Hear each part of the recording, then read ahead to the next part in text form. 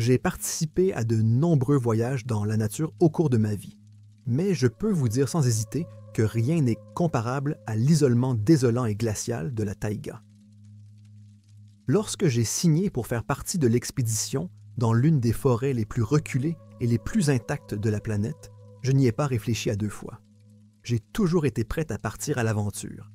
Je pensais avoir tout vu, montagnes, jungles, déserts, etc. Mais la taïga, cet endroit, est différent. Aujourd'hui, en y repensant, je n'arrive pas à croire que nous en soyons sortis vivants. Enfin, la plupart d'entre nous en tout cas. Notre groupe était hétéroclite, des touristes en quête de sensations fortes, des explorateurs chevronnés et quelques habitants qui nous servaient à tête de guide. Je ne sais pas ce qui m'a poussé à participer. Je suppose que j'avais simplement besoin d'échapper à la monotonie de la vie quotidienne, de me déconnecter du monde pendant un certain temps. Je voulais faire l'expérience de quelque chose de brut et d'intact, et la taïga me semblait parfaite. Je ne savais pas à l'époque que ce serait la pire erreur de ma vie. Nous nous sommes retrouvés dans un petit village délabré à l'orée de la forêt, rien de plus que quelques cabanes et un vieux poste de ravitaillement. Les habitants ne disaient pas grand-chose, mais leurs yeux nous disaient tout. Ils n'aimaient pas que nous entrions. Je me souviens d'un vieil homme en particulier, au visage usé par les intempéries et plissé comme du vieux cuir, qui nous regardait fixement pendant que nous préparions notre matériel. Il a marmonné quelque chose dans sa langue, que notre guide a traduit à peu près par « La forêt n'oublie pas ». Sur le moment, nous l'avons considéré comme une superstition. Mais avec le recul, je regrette de ne pas y avoir prêté plus d'attention. Notre plan était simple. Une randonnée de 10 jours à travers la taïga, se terminant par un lac caché au cœur de la forêt, vierge de toute civilisation humaine. Le voyage était censé être difficile, mais rien que nous ne puissions supporter. C'est du moins ce que nous pensions. Les 2 premiers jours se sont déroulés sans encombre. Nous marchions dans des forêts denses et anciennes qui s'étendaient à perte de vue. Les arbres nous surplombaient, projetant de longues ombres sur le sol de la forêt. Et c'était calme. Pas le silence habituel que l'on trouve dans la nature, mais un silence inquiétant, oppressant. Pas d'oiseaux, pas d'animaux, juste le murmure du vent dans les arbres. Je l'admets, c'était troublant, mais je n'étais pas le seul à le remarquer. Quelques autres membres du groupe l'ont également mentionné, se demandant à haute voix pourquoi nous n'avions pas vu d'animaux sauvages. C'est l'éloignement, nous a dit notre guide. Les animaux ne sortent pas beaucoup à cette profondeur. Cette explication a suffi à satisfaire la plupart d'entre nous. Mais au fond de moi, je savais que quelque chose n'allait pas. Les problèmes ont commencé le 3e soir. Nous avions installé notre camp dans une petite clairière. Le feu crépitait et projetait de longues ombres sur les arbres. Les étoiles brillaient au-dessus de nos têtes et l'air froid nous mordait la peau. Nous étions assis autour du feu, partageant des histoires et buvant dans des flacons, essayant de garder le moral. Mais alors que nous étions sur le point de nous installer pour la nuit, nous avons entendu quelque chose. C'était d'abord faible, comme un faible grognement porté par le vent. Nous avons tous cessé de parler, nous efforçant d'écouter. Le son est devenu plus fort, plus distinct. Ce n'était pas le son d'un animal que j'avais déjà entendu. Il était profond, guttural, presque artificiel. Nous nous sommes tous levés, nous avons regardé autour du campement, nous avons braqué nos lampes de poche dans l'obscurité, mais il n'y avait rien. Juste les arbres et le silence. Quelqu'un a dit « c'est probablement le vent », mais personne n'y croyait vraiment. Après cela, nous étions tous sur les nerfs. Même notre guide, qui avait été si calme et si posé jusqu'alors, semblait mal à l'aise. Mais que pouvions-nous faire? Nous étions à des kilomètres de tout, au cœur de la taïga, et nous n'avions pas d'autre choix que de continuer. Le lendemain, les choses ont commencé à empirer.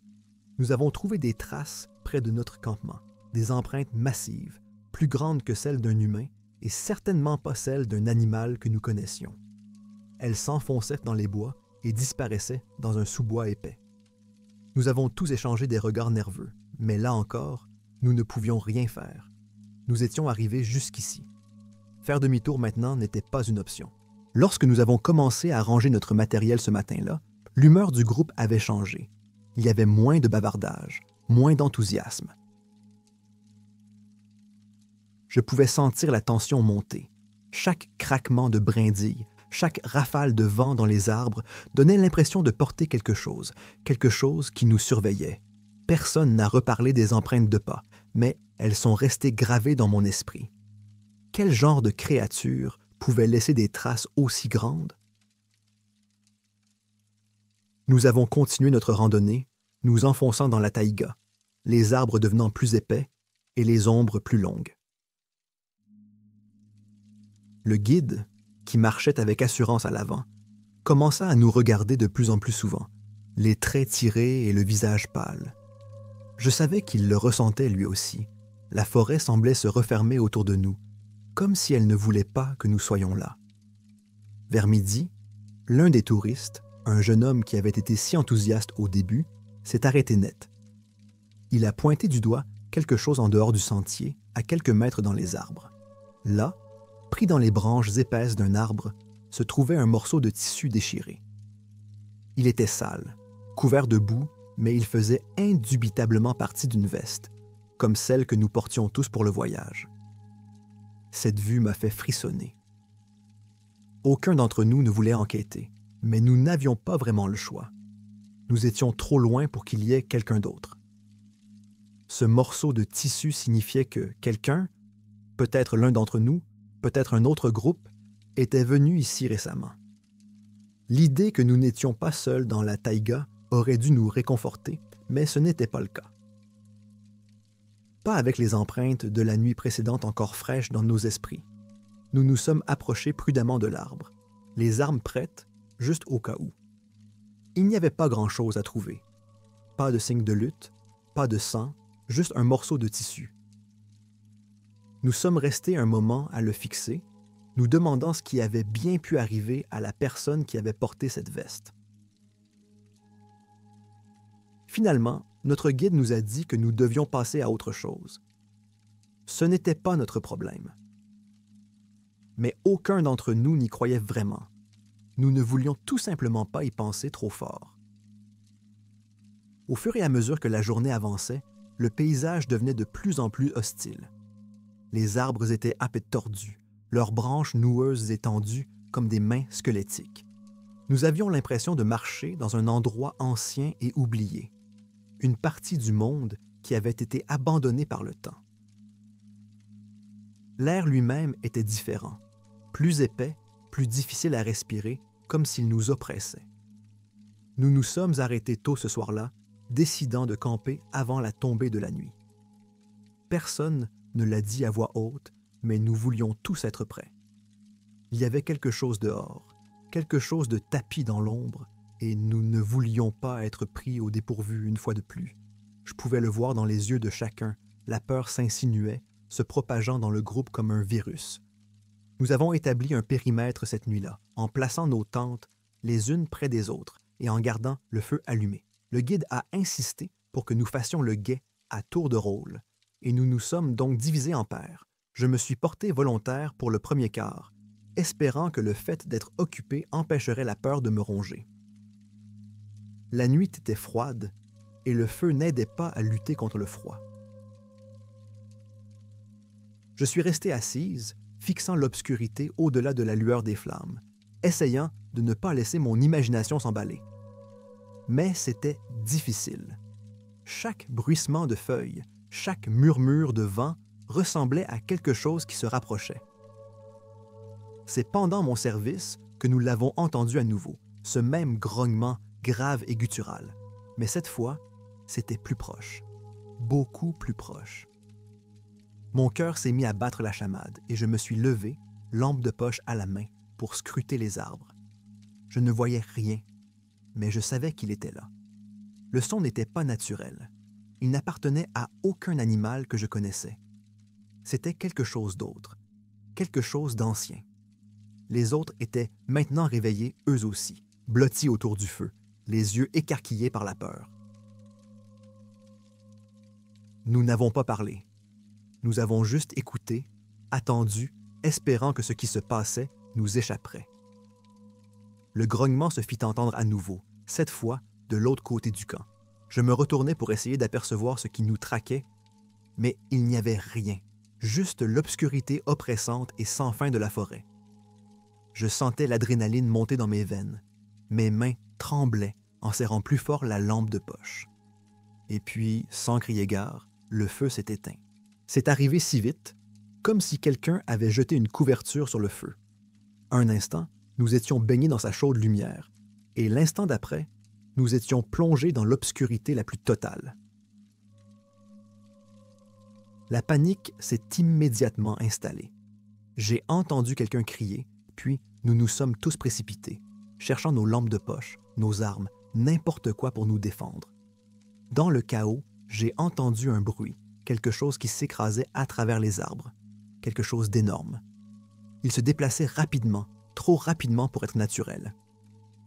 Je l'ai aperçu dans le faisceau de ma lampe de poche, juste une ombre.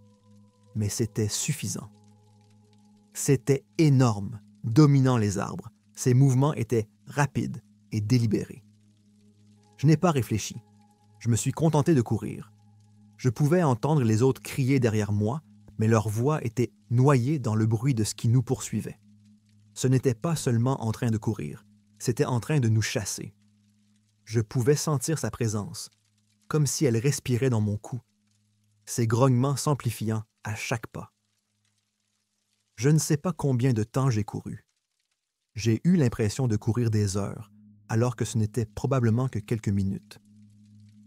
Mes jambes me brûlaient, mes poumons réclamèrent de l'air, mais je n'osais pas m'arrêter. Je ne pouvais pas. Pas avec cette chose juste derrière moi. Finalement, j'ai trébuché dans une petite clairière et je me suis effondré sur le sol à bout de souffle. Je regardais frénétiquement autour de moi, m'attendant à le voir foncer sur moi. Mais il n'y avait rien. Il n'y avait que le silence. Ce même silence sinistre qui nous suivait depuis le début. Je ne sais pas combien de temps je suis resté là, à essayer de reprendre mon souffle, mais la peur a fini par s'estomper.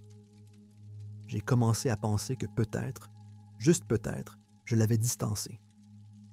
C'est alors que je l'ai entendu, un doux bruissement venant de la lisière de la clairière. Je me suis figé, mon cœur battant la chamade dans ma poitrine. Lentement, j'ai tourné la tête vers le bruit, et là, juste à la lisière des arbres, je l'ai vue.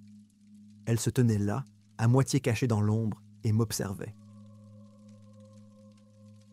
La créature ne ressemblait à rien de ce que j'avais vu auparavant.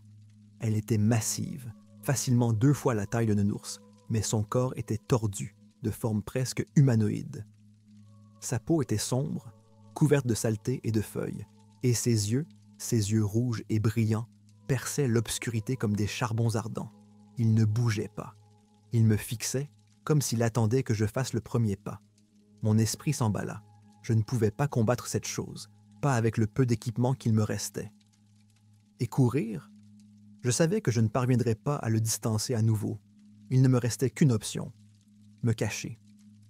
Je n'avais pas beaucoup de temps pour réfléchir. Mon corps a agi par instinct. Aussi silencieusement que possible, j'ai reculé dans le sous-bois le plus proche, priant pour que l'obscurité m'engloutisse entièrement. Je gardais les yeux fixés sur la créature, guettant le moindre signe de mouvement. Mais elle restait là, immobile comme une statue, ses yeux rougeoyants fixés sur l'endroit où je me trouvais quelques instants auparavant. Je pouvais entendre les battements de mon propre cœur tonner dans mes oreilles, et je luttais pour garder ma respiration stable, mais la panique s'emparait de mon esprit. Je ne sais pas combien de temps je suis resté accroupi, caché dans les buissons, à attendre qu'il bouge. Le temps semblait s'étirer à l'infini. Le silence entre nous était insupportable. Mais finalement, la créature a fait quelque chose que je n'attendais pas. Elle s'est détournée. Elle se déplaça avec une grâce étrange et saccadée, son corps massif disparaissant dans l'ombre aussi silencieusement qu'il était venu. Je n'arrivais pas à y croire. S'en allait-il? avait-il perdu tout intérêt? Je restais caché, n'osant pas bouger, jusqu'à ce que la nuit semble retrouver un calme inquiétant. Ce n'est qu'à ce moment-là que j'ai pris le risque de me lever, mes jambes tremblant sous moi. Mon esprit s'emballait, essayant de comprendre ce qui venait de se passer. M'étais-je vraiment échappé? Ou était-il en train de jouer avec moi, de me faire croire que j'étais en sécurité? Je ne pouvais pas rester là. Je le savais. Les autres, je devais trouver les autres. Peut-être que certains d'entre eux avaient survécu. Peut-être pouvions-nous encore sortir de ce cauchemar. Je pris une profonde inspiration et me forçai à commencer à marcher, bien que chaque fibre de mon être me criât de rester caché. Je ne pouvais pas me permettre d'être une cible facile. Je n'avais aucune idée d'où j'allais, juste loin de la clairière, loin de la créature. Les arbres semblaient se refermer autour de moi, leurs branches de tordues frôlant ma peau comme des doigts squelettiques. J'essayais de me déplacer le plus silencieusement possible, mais chaque pas me semblait trop bruyant, trop évident. La peur m'étouffait. Mon esprit évoquait des images de cette chose surgissant à nouveau de l'obscurité, ses yeux brûlants se fixant sur moi et se jetant sur moi. Après des heures d'errance sans but, je suis tombé sur quelque chose qui m'a glacé le sang. C'était le campement. Notre campement, mais il avait été détruit. Les tentes étaient déchiquetées, le foyer renversé et le sol jonché de matériel cassé. Il n'y avait aucune trace de personne. Pas de corps, pas de sang, rien. Juste les conséquences de quelque chose de violent, quelque chose de mauvais. J'étais seul. Je ne sais pas combien de temps je suis resté là, à fixer les décombres, mon esprit s'efforçant de comprendre ce que je voyais. Comment a-t-il pu les atteindre tous? J'avais entendu les cris, mais une partie de moi avait espéré que quelqu'un, n'importe qui, avait réussi à s'échapper. Mais il n'y avait plus personne. Il n'y avait que moi. La panique me tenaillait la poitrine. Il fallait que je sorte de là. Je devais trouver un moyen de sortir de la taïga, mais j'étais perdu. Le chemin que nous avions suivi avait disparu, englouti par la forêt sans fin. Le poids de la situation m'a frappé comme une tonne de briques. J'étais seul, dans l'un des endroits les plus reculés de la planète, chassé par quelque chose qui ne devrait pas exister. Je ne sais pas combien de temps j'ai erré après cela. Des heures? Des jours? Tout se confondait avec un cauchemar d'arbres et d'ombres sans fin. J'ai à peine dormi, trop effrayé pour fermer les yeux plus de quelques minutes à la fois. Chaque fois que je croyais entendre quelque chose, une branche qui craque, une plante qui pousse au loin, je m'élançais, courant à l'aveuglette à travers la forêt jusqu'à ce que mes jambes me lâchent. Mon corps était épuisé, mon esprit encore plus, mais la peur me faisait avancer. C'est au deuxième ou peut-être au troisième jour que j'ai trouvé le premier signe de vie depuis l'attaque. Un morceau de sac à dos déchiré, accroché à une branche basse. Mon cœur a fait un bond à cette vue. Peut-être que l'un des autres s'en était sorti après tout. Peut-être avait-il laissé une trace. J'ai suivi le sentier, cherchant désespérément un signe de vie humaine. Mais plus j'avançais, plus je me rendais compte que quelque chose n'allait pas du tout. La piste des branches cassées et des provisions éparpillées ne menait pas à la sécurité. Il menait à une autre clairière, plus profondément dans la forêt.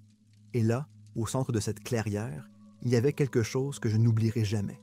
C'était un tas d'os. Des ossements humains. Il y avait au moins 5 ou 6 corps, tous nettoyés, leurs os empilés dans une disposition nette et horrible. Mon estomac s'est retourné et j'ai dû lutter contre l'envie de vomir. Les os étaient vieux, trop vieux pour appartenir à quelqu'un de notre groupe. Cela durait depuis longtemps. Cette créature, cette chose qui traquait la taïga, tuait depuis des années, peut-être des décennies. Soudain, tout a pris un sens. Les avertissements des habitants, les randonneurs disparus, le campement détruit. Il ne s'agissait pas d'un simple animal sauvage. C'était quelque chose de bien pire. Quelque chose d'intelligent. Quelque chose qui chassait les humains pour le sport. Je ne pouvais pas rester là. Je ne pouvais pas risquer de faire partie de ce tas. Je me suis retourné et j'ai couru, sans me soucier du bruit que je faisais, sans me soucier de savoir si la créature m'entendait. Je devais juste m'enfuir, trouver un moyen de sortir de cette forêt maudite. Mes poumons brûlaient, mes jambes hurlaient de protestation, mais je continuais à avancer, poussé par la terreur. Les arbres me frôlaient, leurs branches tordues déchiraient mes vêtements et ma peau, mais je ne m'arrêtais pas. Je ne pouvais pas m'arrêter. Par miracle, je suis tombé sur un petit sentier boueux, le genre qui semblait ne pas avoir été utilisé depuis des années. Ce n'était pas grand-chose, mais c'était un chemin, une sortie. Je l'ai suivi aveuglément, sans me soucier de l'endroit où il menait, tant qu'il m'éloignait de la clairière, des ossements. Et puis, alors que je pensais ne pas pouvoir aller plus loin, je l'ai entendu à nouveau, ce grognement bas et guttural. Mais cette fois, il n'était pas distant. Il était juste derrière moi. Je me suis figé, mon cœur battant la chamade dans ma poitrine. Je n'osais pas me retourner. Je savais qu'il était là, qu'il m'observait, qu'il attendait. Mon esprit s'emballa, essayant de trouver un plan, mais je savais que je n'avais plus d'option. Il n'y avait aucun moyen de le distancer, pas cette fois-ci. Et puis c'est que quelque chose d'étrange s'est produit. Le grognement s'est arrêté. Je suis resté là, tremblant, trop effrayé pour bouger, écoutant le silence qui suivait. Pendant un long moment, il ne s'est rien passé. Je ne sais pas combien de temps je suis resté là, paralysé par la peur, mais j'ai fini par comprendre quelque chose. La créature n'attaquait pas. Elle ne bougeait pas. Elle attendait. Je ne sais pas ce qui m'a poussé à le faire, mais je me suis lentement retourné, le corps tremblant de peur. Et il était là, debout à la lisière des arbres, sa forme massive, à peine visible dans la lumière déclinante. Ses yeux d'un rouge brûlant me fixaient sans ciller. Mais il ne bougeait pas. Il se contentait d'observer. Je ne sais pas ce qu'il voulait, ni pourquoi il ne m'a pas tué sur le champ. Mais je n'allais pas douter de ma chance. J'ai reculé lentement, sans quitter la créature des yeux, jusqu'à ce que je sois assez loin pour me retourner et courir à nouveau. J'ai couru jusqu'à ce que mes jambes me lâchent. Je ne me souviens pas de grand-chose après ça, juste des flashs d'arbres et d'obscurité, le son de ma propre respiration et le sentiment omniprésent que j'étais observé. Mais d'une manière ou d'une autre, contre toute attente, j'ai réussi à sortir de la taïga. Je ne sais pas combien de temps cela a pris, mais j'ai fini par tomber sur un petit camp de bûcherons à des kilomètres de notre point de départ. Les habitants n'ont pas posé de questions. Ils n'avaient pas besoin de le faire. Ils savaient. Ils ont toujours su. Je n'ai parlé à personne d'autre de ce qui s'est passé dans la taïga. Pas en détail en tout cas. Mais je vous le dis maintenant parce que j'ai besoin que vous compreniez quelque chose. Cet endroit, ce n'est pas seulement une forêt. C'est autre chose. Quelque chose de vivant. Et si jamais vous pensez à vous aventurer dans la taïga, ne le faites pas. La forêt ne veut pas de vous, et la chose qui chasse en son sein non plus. Je ne sais pas pourquoi elle m'a laissé vivre. C'était peut-être un avertissement. Peut-être voulait-elle que je raconte cette histoire pour éviter que d'autres ne fassent la même erreur. Ou peut-être qu'il m'observe encore, attendant le bon moment pour finir ce qu'il a commencé. Quoi qu'il en soit, je ne reviendrai jamais en arrière. Et vous non plus.